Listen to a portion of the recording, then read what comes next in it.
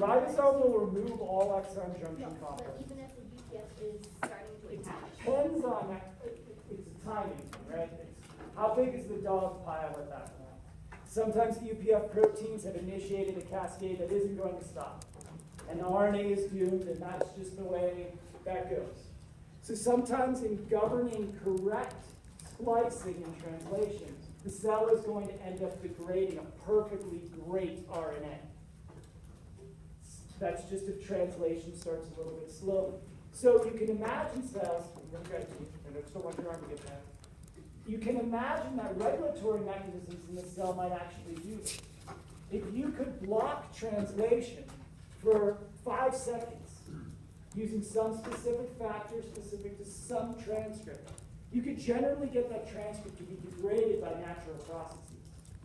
Or maybe you have a transcript that is very, very poorly translated under normal circumstances, and it's typically sensitive to UPF-mediated translation decay, right?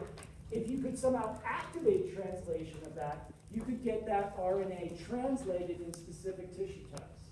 So you could imagine cell line specific activators and cell line specific repressors that mediate any of the events that speed up or slow down translation, to take advantage of that to allow or disallow or regulate the expression of a particular RNA into a protein product in different cell lines. Those are the sorts of things that you guys should be thinking about, not necessarily for the exact exam that you're going to get, but if you're going to take this to the next level, and most of you, by raising your hand and saying you're going on to next level sort of things, are suggesting that you're going to go up into the higher level graduate courses. And in those courses, we've already taught you about factors that can regulate or help splicing, right?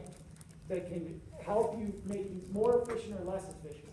So then you're going to be asked questions like, design a regulator that would allow us to use nonsense-mediated decay to differentially express a protein in cell type A versus cell type B. And you could be tasked with actually doing such things. And then you can make molecular switches and other things that could be employed to actually change gene expression, potentially phenotype of the complex for a cell. Yes, sir? So then what happens to the unfinished proteins? Does it get tagged or just pop off? The unfinished protein out of eukaryotic systems is simply left. It's not specifically marked in any way, right? Whereas the tmRNA is. So it's just a partial protein. The vast majority of partial proteins are non-functional. And remember that proteins have, most proteins have half-lives of just a few minutes to hours in the cell. So all of them are generally turned over all the time.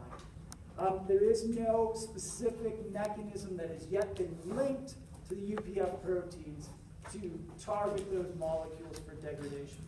There are specific ways to target proteins in eukaryotic cells for degradation by the proteasome. Ubiquitizing them or ubiquinating them is a very common way to do that.